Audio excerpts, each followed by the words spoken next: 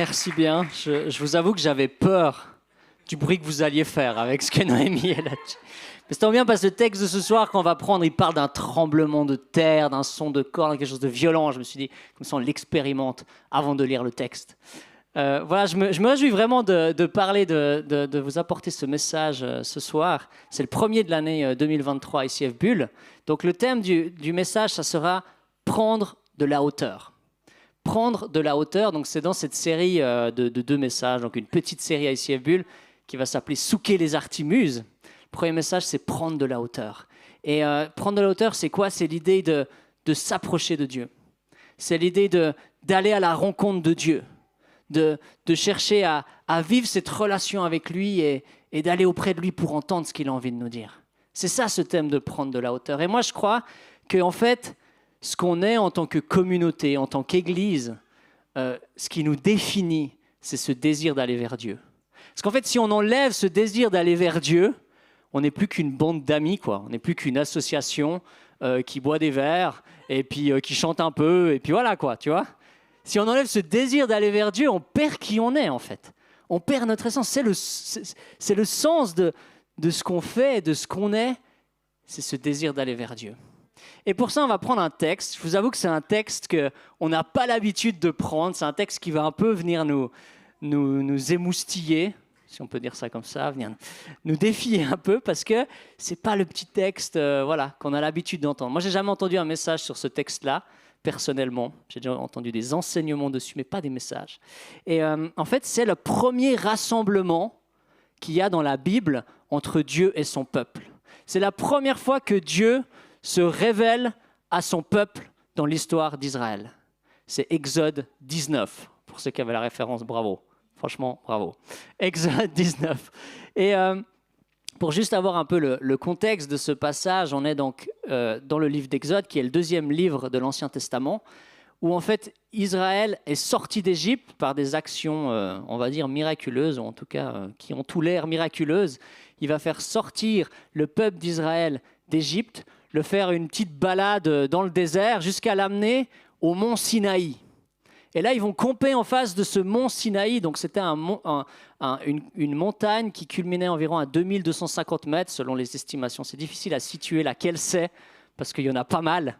Mais selon les estimations, voilà. Donc, c'est quand même haut en altitude, une grosse montagne, un truc mastoc. Et là, ils campent en bas de cette montagne avec leur petite tente. Et Dieu leur dit, de la part de Dieu, je vais me révéler à vous. Je vais venir et je vais vous montrer qui je suis. Alors, Exode 19, 16, 20 à 1. Si tu as un attel avec la Bible App dessus, tu peux le sortir. Si tu as une Bible, Amen, tu peux la sortir aussi. C'est de plus en plus rare lors de nos cultes messianiques. Tu peux la sortir, voilà. Comme ça, tu peux suivre parce qu'on va vraiment rester sur ce texte qui est quand même assez long. Alors, le 3e jour au matin, il y eut des coups de tonnerre, des éclairs et une épaisse nuée sur la montagne, avec un fort son de trompe. Je ne sais pas, je n'ai pas le son, mais c'est pas mal. Hein, ouais. Pas beaucoup entraîné en plus. Tout le peuple qui était dans le camp se mit à trembler. Moïse fit sortir le peuple du camp à la rencontre de Dieu. Ils se tinrent debout au bas de la montagne. Le mont Sinaï était tout en fumée, parce que le Seigneur y était descendu dans le feu. Sa fumée montait comme celle d'un fourneau, et toute la montagne tremblait avec violence. Le son de la trompe se faisait de plus en plus fort. Moïse parlait, et Dieu lui répondait. Ainsi le Seigneur descendit sur le mont Sinaï, au sommet de la montagne. Le Seigneur appela Moïse au sommet de la montagne, et Moïse monta. Le Seigneur dit à Moïse, « Descends, avertis le peuple, de peur qu'il ne se précipite vers le Seigneur pour regarder et qu'il n'en tombe un grand nombre. » Ce qu'il faut savoir, c'est que Moïse, à chaque fois, c'était environ 800 mètres de dénivelé. Donc, monte, descend. Voilà. Que les prêtres qui s'approchent du Seigneur se consacrent aussi, de peur que le Seigneur ne cause des pertes dans leur rang. Moïse dit au Seigneur, « Le peuple ne pourra pas monter au mont Sinaï, car tu nous as toi-même avertis en disant, fixe des limites à la montagne et consacre-la. » Peut-être qu'il dit ça parce qu'il n'a pas envie de descendre, tu vois, c'est possible. Le Seigneur lui dit, « Va, descends, Tu monteras ensuite avec Aaron, mais que les prêtres et le peuple ne se précipitent pas pour monter vers le Seigneur, de peur qu'il ne cause des pertes dans leur rang. » Moïse descendit vers le peuple et lui parla. Alors Dieu prononça toutes ces paroles. On va s'arrêter là. Après ces paroles, c'est les 10 commandements. C'est ce texte fondamental dans cet engagement que le peuple d'Israël va faire avec Dieu. Alors on ne va pas lire parce que ça ferait trop de versets, mais ce qui est assez fou, c'est que tout le peuple entend les 10 commandements. Les autres prescriptions de la loi, c'est que Moïse qui les entend et qui les retransmet. Mais c'est ce texte-là, tout le peuple entend la voix de Dieu. C'est un truc de fou, quoi. Tout le peuple entend la voix de Dieu à ce moment-là. Donc voilà, on est dans une image un peu inhabituelle, quoi. On voit qu'on est dans l'Ancien Testament, là. On a compris. Et en fait, on a quoi? D'abord, on a d'un côté la montagne. Le mont Sinaï, qu'on appelle aussi le mont Horeb, la montagne sacrée. C'est vraiment un lieu qui va devenir hyper important et un lieu vraiment essentiel. On voit Dieu qui descend sur cette montagne par la fumée, le tremblement de terre, l'ouragan. C'est violent les termes qui sont là. Et honnêtement, on peut juger le peuple d'Israël qui est tout tremblant, mais c'est quand même violent, quoi. Je ne sais pas si tu t'es déjà retrouvé dans un orage à l'extérieur. C'est flippant. C'est vraiment flippant. Donc voilà, on a des termes de quelque chose de fort, quoi. On peut imaginer un volcan qui se met en éruption ou un orage qui t'arrive dessus. Et là, en fait, c'est des termes dans la Bible qui sont à chaque fois utilisés pour parler, si tu veux le terme technique, c'est une théophanie. C'est-à-dire que c'est les moments où Dieu se révèle d'une manière particulière à son peuple ou à des personnes. C'est des moments où Dieu se révèle de manière spécifique. Pourtant, on pourrait se dire, mais Dieu, il est partout. Dieu, il est Dieu, donc il n'est pas limité par l'espace. Il est en même temps en dehors de l'espace, mais en même temps, il est partout, quoi. Il n'y a rien sans Dieu. Alors pourquoi tu me dis qu'il se révèle de manière particulière alors qu'il est là? En fait, c'est un des éléments qu'on retrouve dans la Bible, c'est que Dieu, en même temps, est partout. Donc peu importe à quel endroit tu pries, eh ben, Dieu peut t'entendre et va t'entendre. Mais Dieu se révèle de manière spécifique à certains moments de l'histoire. C'est de l'histoire de l'humanité, mais aussi dans ton histoire. Il y a des moments où Dieu se révèle de manière spécifique. Mais attends-toi pas que ça soit à chaque fois le cas quand tu pries, tu vois. Et dis-toi pas que si ce n'est pas le cas, Dieu n'est pas là. C'est pas ça, mais c'est juste que Dieu, dans sa bonté, des fois se révèle de manière particulière. C'est des moments où l'infini rejoint le fini, où le Tout-Puissant se limite, se rend palpable un peu, quoi. Audible en tout cas là, et aussi visuel d'une certaine manière. Et ce qui est assez drôle, c'est qu'à chaque fois que Dieu se révèle, c'est chaque fois la nuit, où il y a de la brume et une nuée. Il y a chaque fois un élément qui fait qu'en fait, Dieu se révèle, mais en même temps, tu ne peux pas le voir. C'est un peu ce contraire. Dieu est là, mais en même temps, on ne le voit pas. Tu vois, on voit Dieu, mais pas vraiment. Parce qu'il se cache, en fait, à chaque fois derrière ces choses-là. Mais moi, ce qui m'a touché dans ce texte, c'est qu'on voit cette grandeur et cette puissance de Dieu. Et plus tard, dans l'histoire de Élie, pour ceux qui connaissent Élie, à un moment donné, il fuit, et puis il va au mont Horeb, qui est en fait la même montagne que le mont Sinaï à cet endroit-là.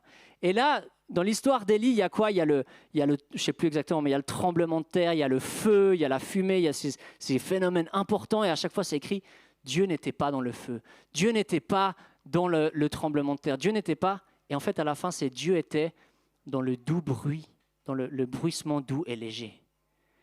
Et en fait ce que je trouve beau quand tu compares ces deux histoires, c'est que Dieu peut autant être dans le puissant, dans le grand, dans le waouh, que dans le petit, le discret et le doux. Et moi, je crois que dans nos vies, il y a des fois, on a besoin du Dieu doux, de ce bruissement léger. Mais il y a des fois, on a besoin de ce Dieu puissant, de ce Dieu qui est grand, ce Dieu qui peut déplacer des montagnes, ce Dieu qui a créé l'univers, qui peut venir renverser des situations qu'on n'aurait jamais pensé pouvoir renverser. Et ce Dieu, il a la capacité d'être dans ces deux éléments. Mais là, on a cette grandeur et cette puissance. La deuxième chose qu'on voit sur Dieu, c'est sa sainteté. C'est à quel point Dieu est saint.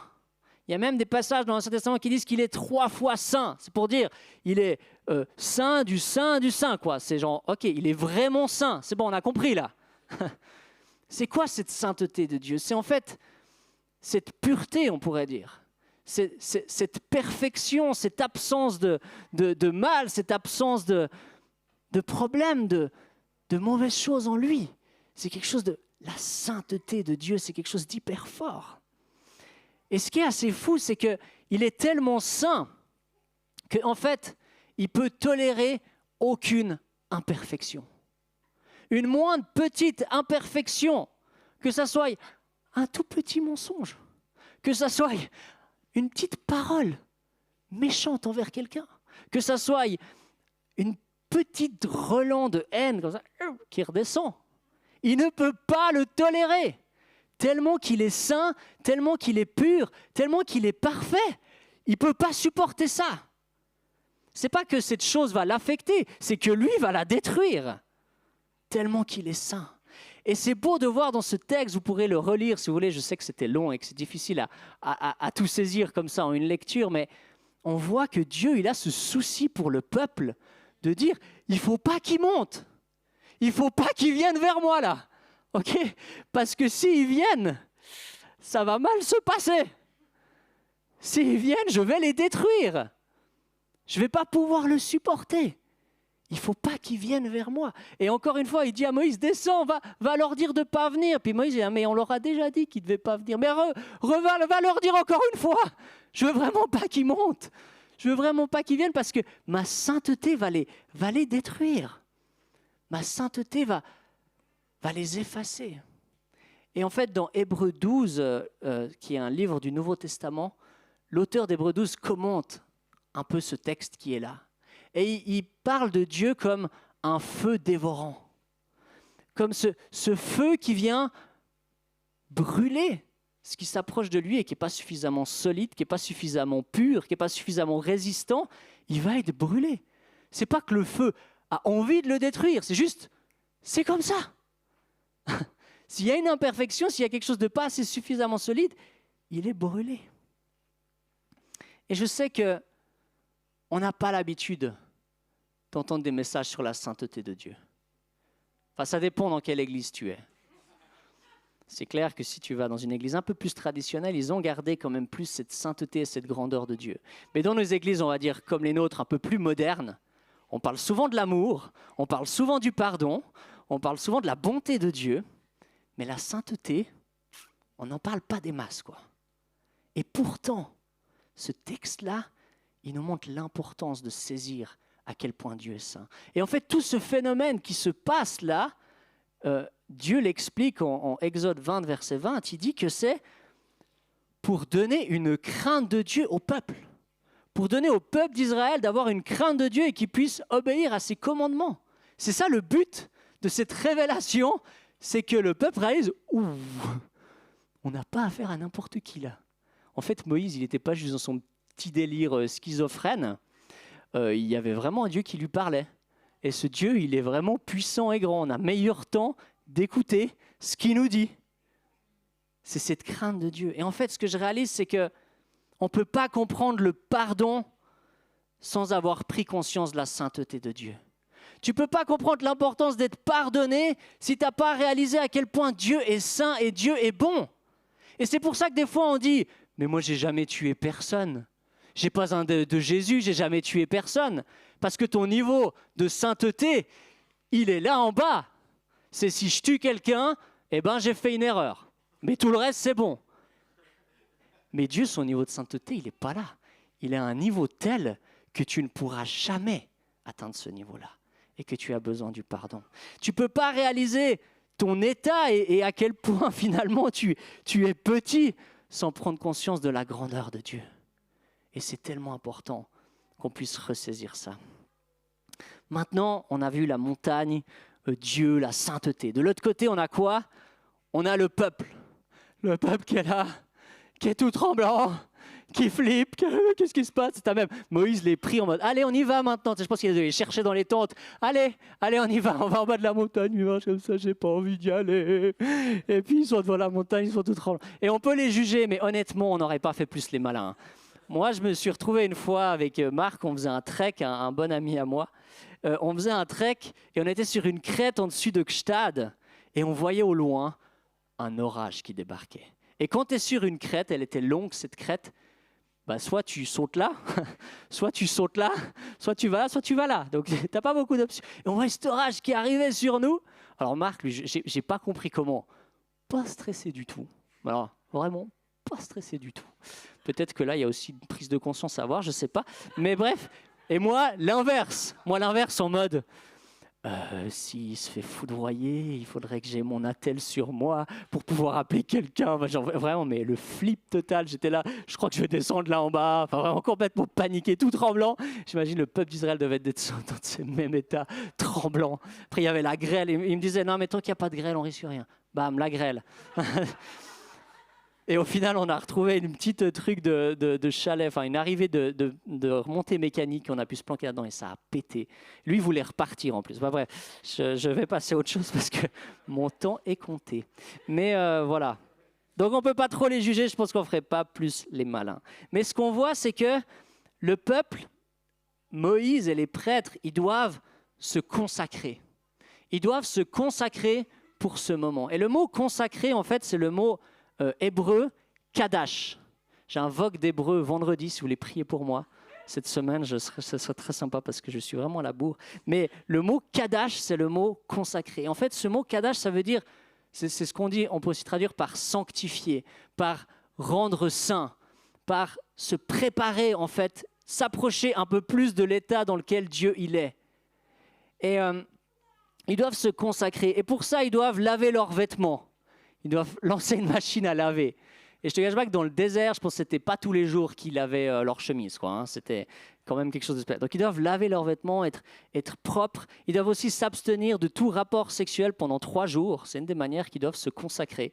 Alors je ne vais pas avoir le temps d'expliquer, mais j'ai été interpellé par cette question-là. Et si tu as envie d'en parler, viens vers moi à la fin du message. C'est avec plaisir que je t'explique mes réflexions par rapport à ça. Mais voilà, ils doivent se tenir prêts à rencontrer Dieu. On peut comparer ça à, finalement, quand tu fais un jeûne, par exemple. Tu te prives de nourriture ou tu te prives de quelque chose qui est important pour te préparer à venir à Dieu, à te sanctifier, à devenir de plus en plus juste.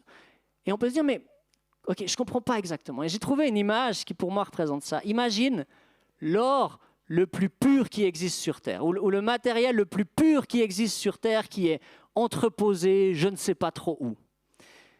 Si tu veux accéder à ce matériel-là, tu ne vas pas pouvoir le prendre comme tu prends ton smartphone avec tes mains un peu sales et puis sans t'être lavé les mains avant, tu vois. Tu vas devoir te désinfecter les mains, je ne sais pas combien de fois. Peut-être tu vas même devoir prendre une douche désinfectante, c'est comme tu dois faire avant des opérations pour vraiment être pur. Tu vas devoir passer des contrôles de sécurité, tu vas devoir faire plein de choses pour pouvoir accéder à ça. Et en fait, c'est la même chose avec Dieu. Dieu, il est tellement pur, il est tellement saint que tu ne peux pas juste y aller comme ça. Tu dois te préparer, en fait. Tu dois te rendre pur. Tu dois te laisser être transformé. Et en fait, aujourd'hui, qu'est-ce que ça veut dire, cette consécration pour nos vies? Parce qu'heureusement, la Bible ne s'arrête pas à Exode 20. Heureusement, on a la suite. Et bien, en fait, il y a 2 réalités. La première, c'est que au travers de ce que Jésus il a fait sur la croix pour nous, il nous rend saints. Il nous rend saints. Et c'est pas... oui, mais seulement si après tu suis cette... toute... Non, il te rend saint. Ce que Jésus a accompli sur la croix, tu as ce statut, je suis saint. J'ai été kadaché. Je suis kadosh. Tu vois, kadosh, c'est le mot saint. Kadash, c'est se sanctifier. Je suis kadosh. Je suis saint. C'est bon. Jésus a payé le prix pour moi. Je suis sanctifié. Et en même temps, on voit dans la Bible qu'il y a aussi un processus en tant que chrétien de sanctification. Et ce processus, c'est le Saint-Esprit qui vient le faire en nous. C'est le Saint-Esprit qui vient agir en nous et qui vient nous transformer progressivement. Parce que si au moment où j'accepte Jésus dans ma vie, je suis déclaré saint, il faut reconnaître qu'on est encore des fois bien loin de la réalité, quoi. Hein? Il y a encore bien des petits dépôts de la vie d'avant. qui sont encore là. Et ça, le Saint-Esprit, il vient travailler en nous. Il vient nous consacrer, il vient nous rendre saints. Et du coup, on doit le laisser agir. Rester à l'écoute, le laisser intervenir dans nos vies. Et en fait, il finit avec ce constat, ce texte, c'est dans Exode 20, c'est après ce qu'on a lu, donc après les 10 commandements. En gros, d'un côté, il y a le peuple qui dit « on ne veut pas monter sur cette montagne ». On ne veut plus entendre Dieu nous parler. Ça nous fait trop flipper. On ne veut plus l'entendre. Qui parle à toi, Moïse, et puis toi, tu nous dis ce qu'il dit, mais l'accès direct, là, non, on ne peut pas le supporter. Et si autant dans Exode, il n'y a pas forcément un jugement sur cette parole-là, dans Hébreux 12, ce qu'il vient dire, c'est qu'il y a un refus du peuple d'Israël d'entendre Dieu parler. Il y a un refus du peuple d'Israël d'entrer en relation directe avec Dieu. Il y a quelque chose d'une prise de position assez forte. Et ça se conclut de cette manière-là. Le peuple se tenait à distance, mais Moïse s'approcha de l'obscurité épaisse où était Dieu. Donc en fait, ce qu'on voit, c'est que d'entre ces deux extrêmes, on a cette limite qui est là au milieu. Cette limite qui empêche l'homme d'aller vers Dieu, mais qui empêche Dieu de venir vers l'homme parce que sinon il le détruit. Donc Dieu lui-même en fait se limite parce qu'il sait que s'il vient au milieu de son peuple, il n'y a pas grand-chose qui reste, quoi. Donc il se limite et en même temps le peuple ne peut pas accéder. Et malgré les efforts qu'ils font, laver leurs vêtements et ne pas faire de rapport sexuel, malgré ce qu'il fait de cette consécration, ce n'est pas suffisant pour traverser cette limite. Ce n'est pas suffisant pour accéder à Dieu. Il y a un constat qui est là, face à cette grandeur de Dieu. Mon seul constat, c'est de dire, je ne peux pas. Je ne peux pas entrer dans sa présence. Il est beaucoup trop grand. Et c'est là où on a ce troisième personnage, qui est Moïse. Et en fait, Moïse, il a un rôle hyper intéressant dans cette histoire. Il a ce rôle de médiateur. Moïse, il est celui qui monte vers Dieu et puis qui descend dans le peuple. Il est le seul qui peut faire ce va-et-vient entre Dieu et le peuple. Il est le seul qui peut traverser cette limite, accéder à Dieu et revenir de manière complète. Et du coup, on peut se poser la question aujourd'hui, avec ce que Jésus a fait pour nous, est-ce qu'on est appelé à être comme le peuple ou comme Moïse? Quel est notre rôle? Et moi, ce que je crois, et au travers des commentaires que j'ai lus et de la réflexion que je me suis fait, c'est que je crois que le rôle de Moïse, il ne nous revient pas à nous. Il revient aux prêtres. Non, pardon, c'est pas ça que je veux dire. Il revient à l'Église. Non, c'est pas ça que je voulais dire. Il revient à Jésus. Et le Nouveau Testament parle de Jésus comme ce médiateur entre Dieu et les hommes. Jésus est celui qui a traversé cette limite pour venir vers nous. Et pas à la manière de Moïse, parce qu'il était tellement plus grand que Moïse. Il est lui-même Dieu, donc il a en lui-même cette sainteté, cette pureté, cette grandeur qu'on a vue là. Mais malgré ça, il traverse cette limite et il vient au milieu de nous.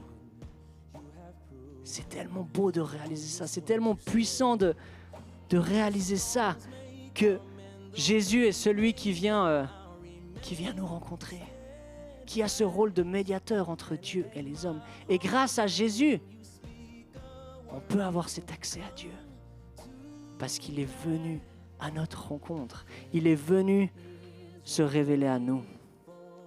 Donc pour revenir sur mon thème de ce message, pour prendre de la hauteur, en fait, on doit prendre conscience comment Dieu est descendu.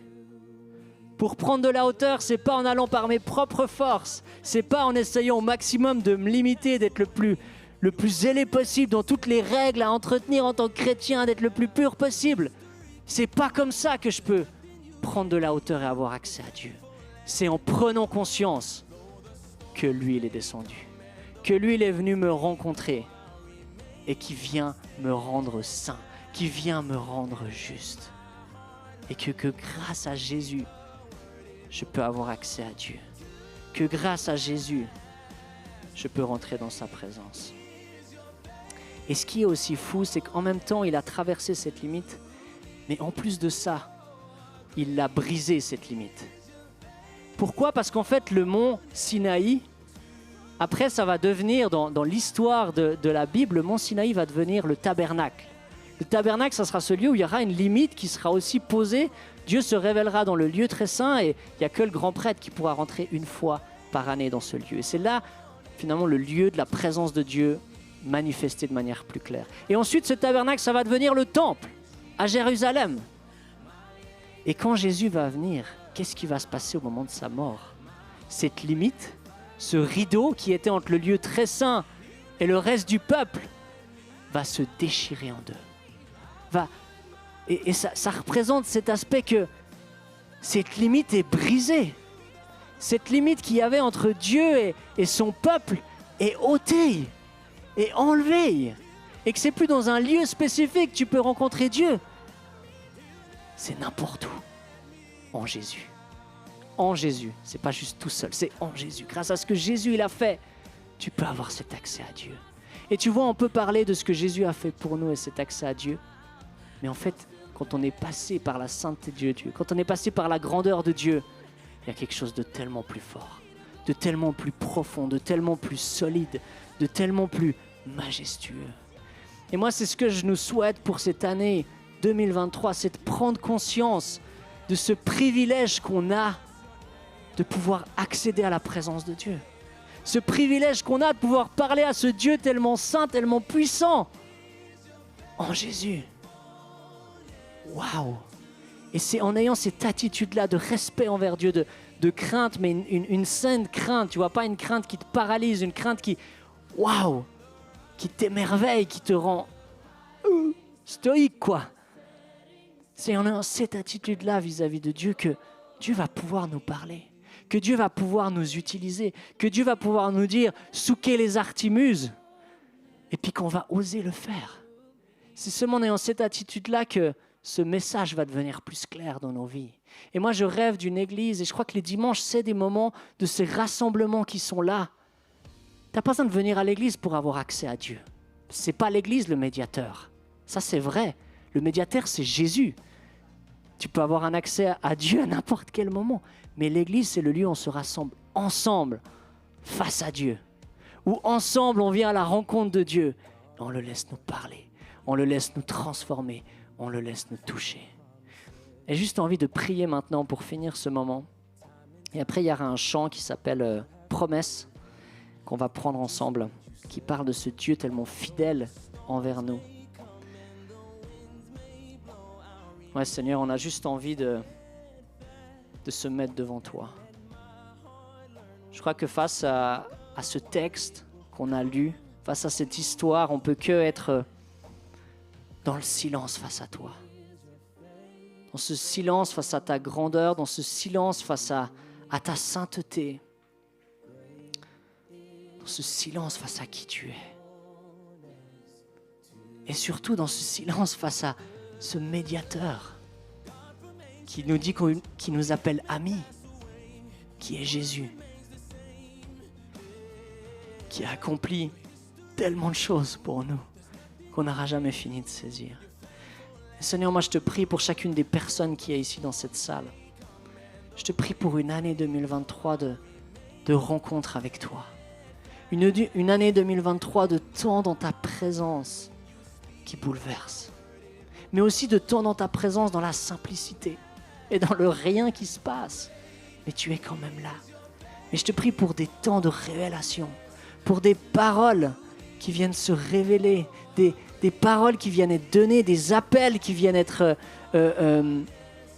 accomplis. Seigneur, viens révéler ta volonté pour chacune de nos vies, que chacun puisse prendre notre place dans ce navire. Que ça soit ici à ICF Bulle ou dans une autre communauté ou quoi que ce soit, on n'est pas en compétition. On est ensemble, mais je te prie que tu puisses venir parler, Seigneur. Que tu puisses venir nous montrer ta volonté. Et qu'on puisse venir dans cette présence avec une joie et une reconnaissance du privilège que c'est. Et merci parce que tu es un Dieu fidèle, avec tellement plein de promesses pour nous.